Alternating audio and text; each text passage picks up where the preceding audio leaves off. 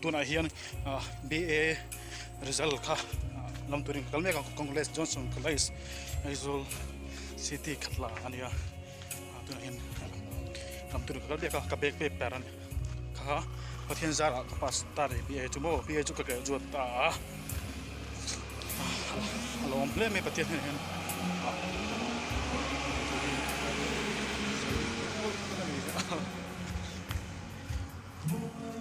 College Louis Johnson College kan talle to na marks kit na tuna to chun college si anatan lawa ko por ne ka be paper ta ka professor kan pasta kan ge jota chu ania be ge jota kan te maya professor kan chung ko tangin zo ma sapar kan ju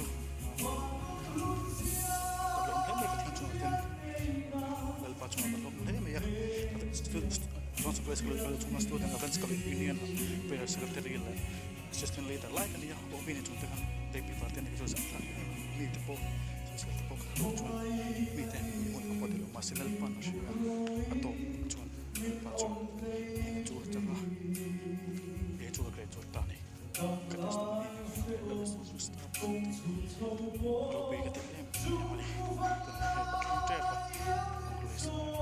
maksud untuk mau itu kan susah ada sekian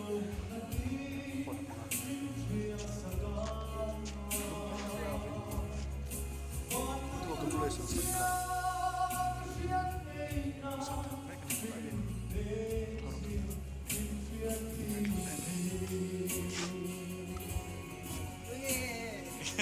Masih kalau tuh. Nahan tina sa ipase mi. Pasi. Enggak. Dia pesan umlo pas betul tuh. Chan de bala. Habis kan. Kan feel de chong ha le de belo. Kan lang be de soi ko ni. Yes, yes sih macam ya. Sangat skateboard bukan.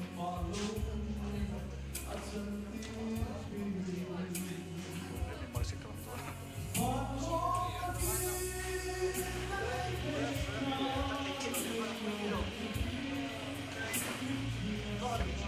Lalu rupti kan dulu cina dulu itu leher ya, kalau sampai mau ketika start ke kelas dah kan ya, kan tempela, kelas minggu tu saya pada mulai akan mix lah dia, dia siap, betul, minggu sebelum